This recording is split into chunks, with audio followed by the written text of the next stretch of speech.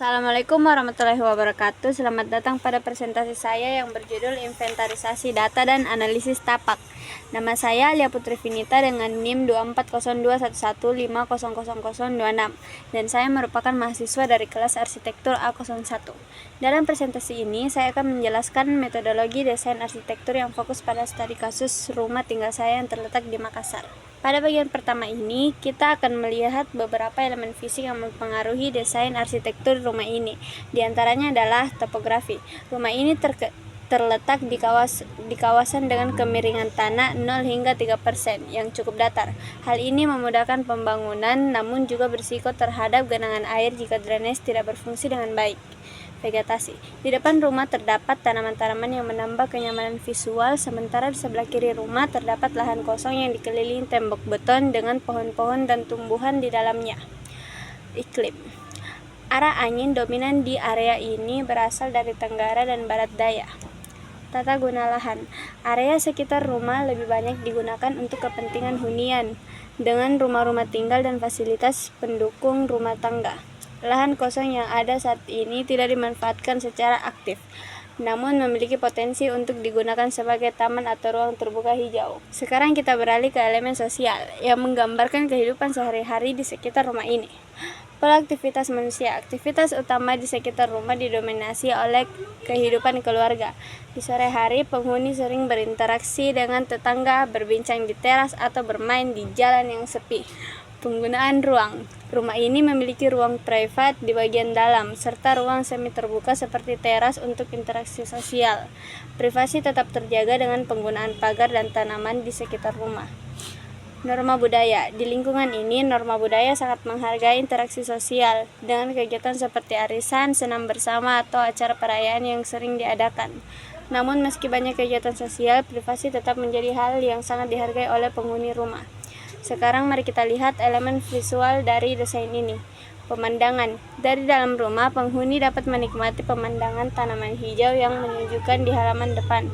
Tembok beton di sebelah kiri rumah membatasi pemandangan luar, memberikan rasa privasi. Di sisi lain, area sekitar rumah yang terbuka memberikan kenyamanan visual bagi penghuni. Komposisi ruang. Komposisi ruang dalam rumah ini didesain terbuka dengan banyak jendela untuk memaksimalkan cahaya alami dan ventilasi. Ini berfungsi untuk menciptakan suasana yang nyaman dan sehat. Desain estetis.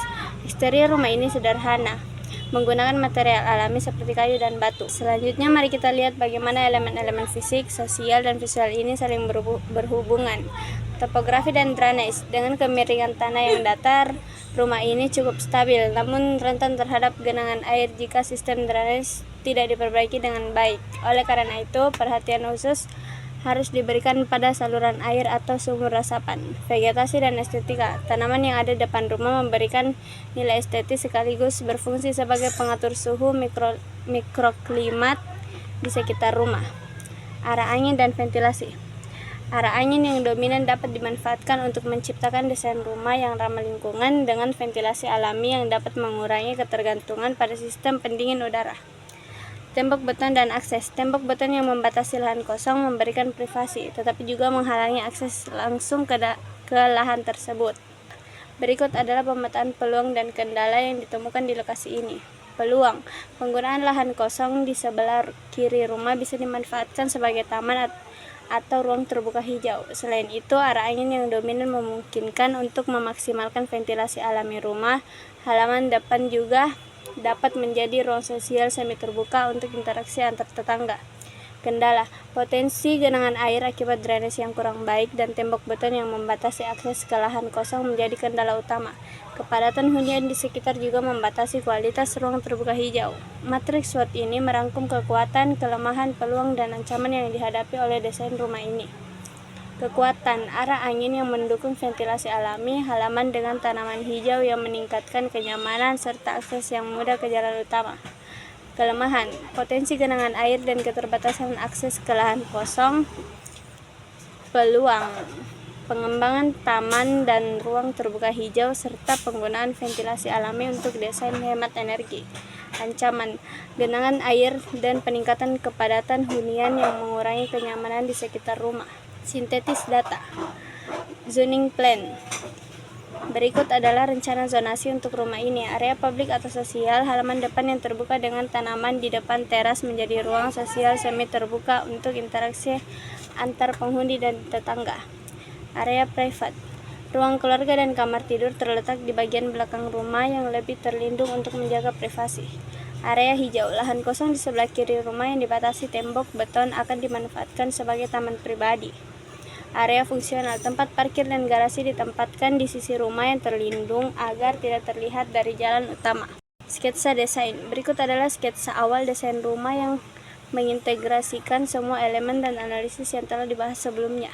Desain ini memperhatikan ventilasi alami, pencahayaan, serta penggunaan ruang terbuka hijau untuk meningkatkan kualitas hidup penghuni rumah. Kesimpulan, dengan mempertimbangkan elemen-elemen fisik, sosial, dan visual yang ada, metodologi desain ini bertujuan untuk menciptakan rumah yang nyaman, ramah lingkungan, dan mendukung interaksi sosial antar penghuni.